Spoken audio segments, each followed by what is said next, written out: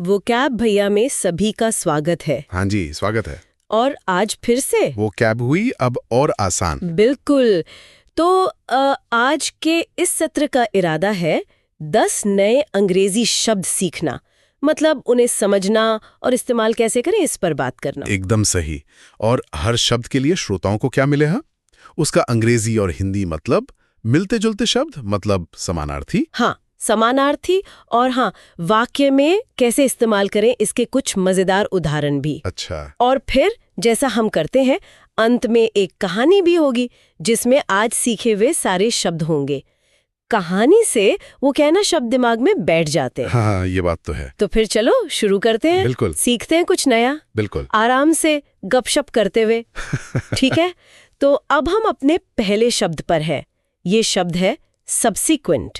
SUBSEQUENT, subsequence. Subsequent. हाँ, इसका हिंदी में मतलब होता है बाद वाला या अगला। अच्छा, बाद वाला। हाँ, अंग्रेजी में कहें तो coming after something in time. Following मतलब कोई चीज जो किसी दूसरी के बाद आए। ओके, यानी क्रम में अगला। इसके समानार्थी क्या हो सकते हैं? जैसे फॉलोइंग। हाँ, फॉलोइंग है, लेटर है, सक्सेसिव या आफ्टरवर्ड। ये सब यही दिखाते हैं कि कुछ बाद में हो रहा है। समझ गई। चलो इसे वाक्यों में देखते हैं। पहला उदाहरण क्या है? पहला है the first meeting was tough but the subsequent ones went smoothly. मतलब पहली मीटिंग थोड़ी मुश्किल थी, पर उसके बाद वाली मतलब सब्सिक्वेंट मीटिंग्स वो आराम से हो गई। हाँ, ये तो होता है, शुरू में थोड़ी गड़बड़, फिर सब ठीक। और दूसरा वाला? दूसरा है his hard work in college brought him subsequent success in life. Okay. यानी कॉलेज में जो उसने मेहनत की उससे उसे जीवन में बाद में मतलब सब्सिक्वेंट सफलता मिली। पहले मेहनत की फिर सफलता। बढ़िया, ये शब्द तो काफी काम का है। बिल्कुल। चलो अगले शब्द पर चलते हैं। ठीक है, अब हम अपने दूसरे शब्द पर है। ये है सरप्टिशियस। SURREPTITIOUS, सरप्टिशियस। सुनने में थोड़ा भारी है ये। हाँ, थोड़ा लंबा है, पर मतलब इसका मजेदार है। सरप्टिशियस का हिंदी मतलब है गुप्त या चोरी छिपे किया गया। ओ, गुप्त। हाँ, अंग्रेजी में डन सीक्रेटली और स्टेल्थली, मतलब कोई काम जो चुपके से बिना किसी को पता चले किया जाए। अच्छा, चुपके चुपके। इसके समानार्थी क्या होंगे? सीक्रेट जैसा? हाँ, सीक्रेट तो है ही। और स्टेल्थी, हिडन, कोवर्ट, ये सब इसी तरफ इशारा करते हैं कि कुछ छिपाकर किया जा रहा है। ठीक है, उदाहरण से और साफ हो जाएगा। पहला उदाहरण है He took a surreptitious glance at her notes। अच्छा। मतलब उसने चोरी छिपे चुपके से उसके नोट्स पर एक नजर डाली। हो सकता है एग्जाम चल रहा हो। हो सकता है। और दूसरा? दूसरा उदाहरण The thief entered the house in a surreptitious way। यानी चोर जो है बड़े ही गुप्त तरीके से बिना आवाज किए घर में घुस आया। समझ गए। सरप्टिशियस मतलब चोरी छिपे। चलो अगले शब्द पर। हाँ जरूर। ठीक है, अब हम अपने तीसरे शब्द पर हैं। ये शब्द है SCRAP, स्क्रैप। छोटा सा शब्द है। स्क्रैप, हाँ, ये तो सुना है। इसका मतलब टुकड़ा, रद्दी या फेंका हुआ सामान होता है ना? जैसे कागज का टुकड़ा। अंग्रेजी में a small piece left over material. बिल्कुल सही। किसी चीज का छोटा सा हिस्सा या बचा हुआ बेकार सामान, जैसे लोहे का स्क्रैप होता है या कपड़े का। हाँ हाँ, इसके समानार्थी भी वैसे ही होंगे। फ्रैगमेंट। हाँ, जैसे फ्रैगमेंट, बिट, पीस, रेमनेंट, ये सब टुकड़े या बचे हुए हिस्से के लिए हैं। ठीक है, उदाहरण। पहला, He used a scrap of paper to write the address। उसने पता लिखने के लिए कागज के एक छोटे से टुकड़े मतलब स्क्रैप का इस्तेमाल किया। काम चलाओ। और दूसरा? दूसरा है Don't throw away the scraps, they can be recycled। अच्छा। यानी इन टुकड़ों या रद्दी को फेंको मत, इन्हें रिसाइकिल किया जा सकता है। पर्यावरण के लिए अच्छा है। हाँ, आजकल रिसाइकलिंग तो बहुत जरूरी है। स्क्रैप मतलब रद्दी या टुकड़ा। ठीक है, अब आगे बढ़ते हैं। ठीक है, अब हम अपने चौथे शब्द पर हैं। ये है होard। HOARD, होard। होड़, इसका हिंदी मतलब है जमा करना, इकट्ठा करना या संग्रह करना, खासकर जरूरत से ज्यादा और कभी-कभी चोरी छिपे भी। ओह, अंग्रेजी में to collect and store large amounts often secretly. अच्छा, जैसे कुछ लोग पुरानी चीजें जमा करते रहते हैं। या फिर अरे हाँ, लॉकडाउन में जैसे लोग सामान जमा कर रहे थे। इसके समानार्थी क्या है? हाँ बिल्कुल, भाई समानार्थी हैं स्टॉकपाइल, एक्यूमुलेट, स्टोर, गैदर, ये सभी इकट्ठा करने के भाव को दिखाते हैं। पहला उदाहरण तो वही होगा फिर। हाँ, वही है। During the lockdown many people began to hold food. Lockdown के दौरान बहुत लोगों ने खाना जमा करना शुरू कर दिया था, डर के मारे, जरूरत से ज्यादा। सही कहा। और दूसरा उदाहरण? दूसरा है he has a habit of holding old newspapers. अच्छा। मतलब उसे पुराने अखबार जमा करने की आदत है। पता नहीं इतने सारे अखबारों का क्या करते होंगे, शायद घर में जगह भी ना हो। हाँ, सही बात है। होर्ड मतलब जमाखोरी। चलो अगले पड़ाव पर। बिल्कुल ठीक है। अब हम अपने 5वें शब्द पर हैं। शब्द है सीन, SANE, सेन। सेन। हाँ, ये तो सुना हुआ लगता है। इसका मतलब समझदार या स्वस्थ दिमाग वाला होता है ना? अंग्रेजी में having a sound mind, reasonable, मतलब जो सही सोच सके। एकदम सही, जिसका दिमागी संतुलन ठीक हो, जो लॉजिक से सोचें। इसके समानार्थी भी वैसे ही हैं, रैशनल, सेंसिबल, बैलेंस्ड, लॉजिकल। समझ गई। उदाहरण देखें। पहला उदाहरण, only a sane person can take the right decision in crisis. हाँ, मतलब मुश्किल हालात में सिर्फ एक समझदार, एक सेन व्यक्ति ही सही फैसला ले सकता है।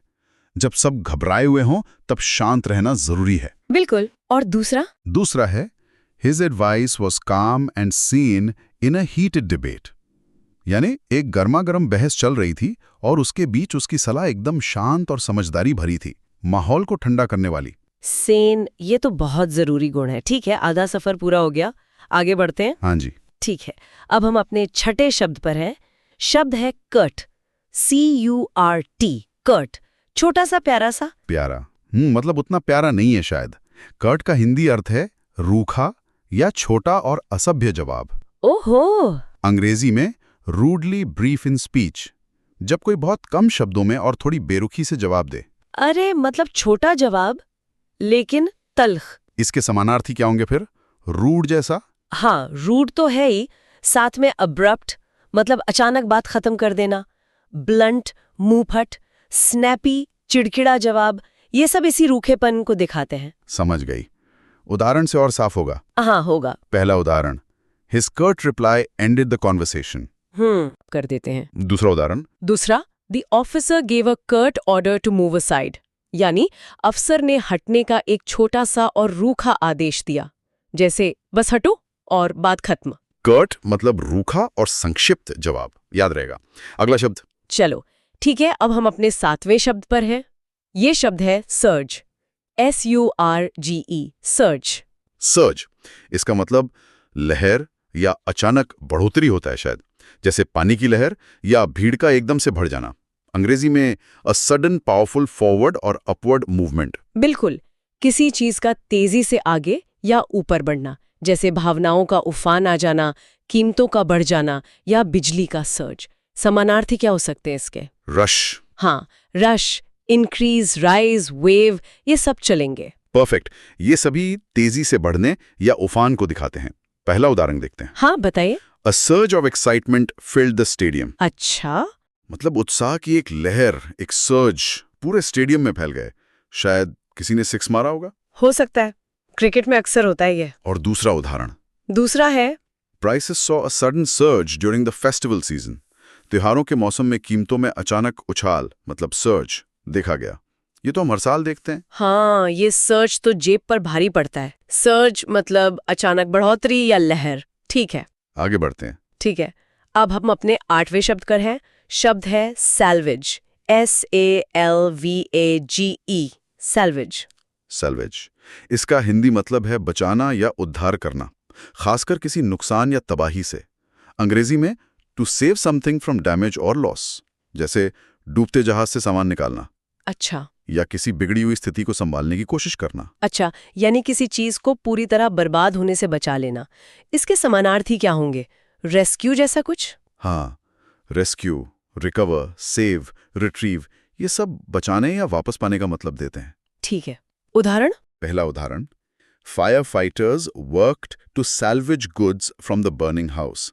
फायर फाइटर्स ने जलते हुए घर से सामान बचाने, मतलब सैल्वेज करने की कोशिश की। जो बच सका उसे निकाला। और दूसरा? दूसरा उदाहरण थोड़ा अलग है, देखो। He tried to salvage his reputation after the scandal. अच्छा। यानी स्कैंडल होने के बाद उसने अपनी इज्जत बचाने की कोशिश की। जो नुकसान हो गया था उसके बाद बची खुची प्रतिष्ठा को सैल्वेज करने का प्रयास किया। ओहो, मुश्किल काम। सैल्वेज मतलब बर्बादी से बचाना। समझ गई। बस 2 शब्द और। हाँ, बस 2 और। ठीक है, अब हम अपने नवे शब्द पर हैं। ये शब्द है सायोन।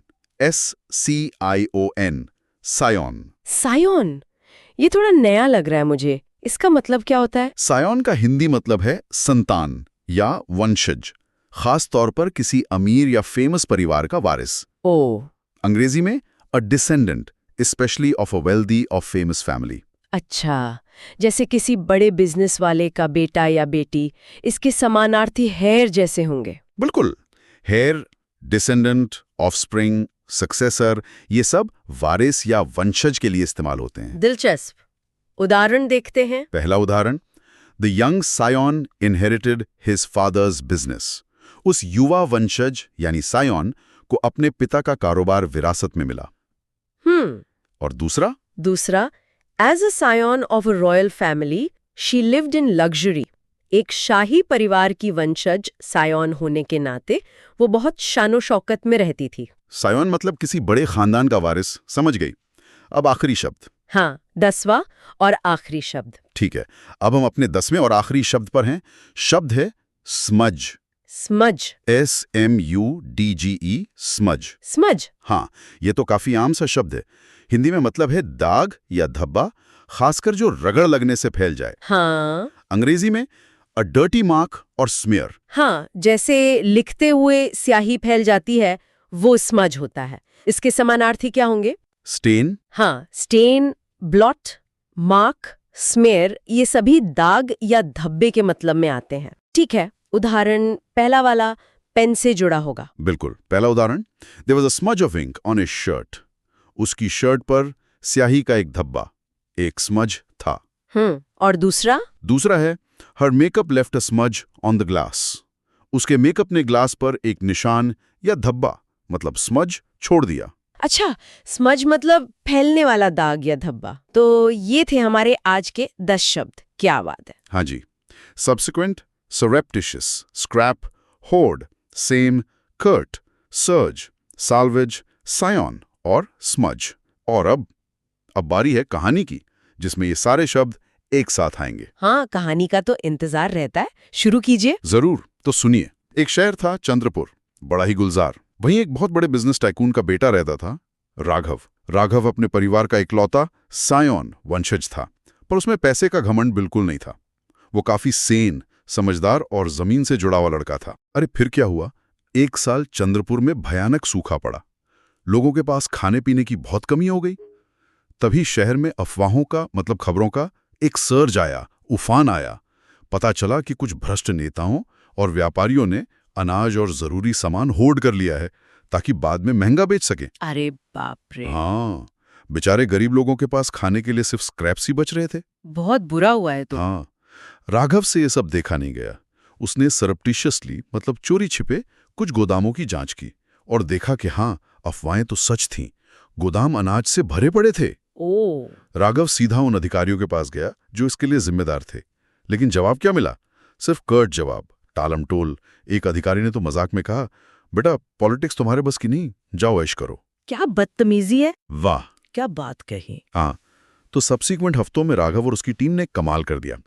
उन्होंने न सिर्फ अनाज बाहर निकलवाया, बल्कि उन भ्रष्ट लोगों का पर्दाफाश भी किया। जबरदस्त। एक दिन जब राघव खुद लोगों में अनाज बांट रहा था, एक छोटा बच्चा खेलते खेलते उससे टकरा गया और उसके साफ सुथरे कुर्ते पर मिट्टी का एक स्मज लग गया। राघव का एक दोस्त बोला, अरे राघव, कुर्ता गंदा हो गया। राघव मुस्कुराया और बोला, ये स्मज महल में लगी किसी महंगी पेंटिंग से ज्यादा कीमती है। ये बताता है कि हम कुछ अच्छा कर रहे हैं। हाँ, सही कहा। हाँ, तभी पीछे से किसी ने मजाक किया, हाँ भाई, ये तो सेवा का स्मज है, इसे फ्रेम करा लो। सब हंस पड़े। बढ़िया। तो इस घटना ने राघव को शहर का हीरो बना दिया। भ्रष्ट लोग पकड़े गए और चंद्रपुर में एक नई उम्मीद जागी। उस सायोन ने साबित कर दिया कि सच्ची अमीरी पैसे में नहीं, नेकदिली और हिम्मत में होती है। और याद रखिए, मुश्किल वक्त में भी सेन रहना और सही काम के लिए आवाज उठाना ही असली हीरो बनाता है। वाह, मजा आ गया। कहानी भी शानदार और सारे शब्द कितने सही तरीके से इस्तेमाल हुए। वो सेवा का स्मज वाला मजाक भी बढ़िया था। और वो कोट, विरासत वो नहीं जो हम होर्ड करते हैं, बल्कि वो है जो हम दूसरों के लिए सैल्वेज करते हैं। कमाल। शुक्रिया। हाँ, कोशिश ये थी कि कहानी से शब्द आसानी से याद हो जाएं। बिल्कुल, और ऐसा हुआ भी। तो चलिए एक बार फटाफट आज के 10 शब्दों को दोहरा लेते हैं।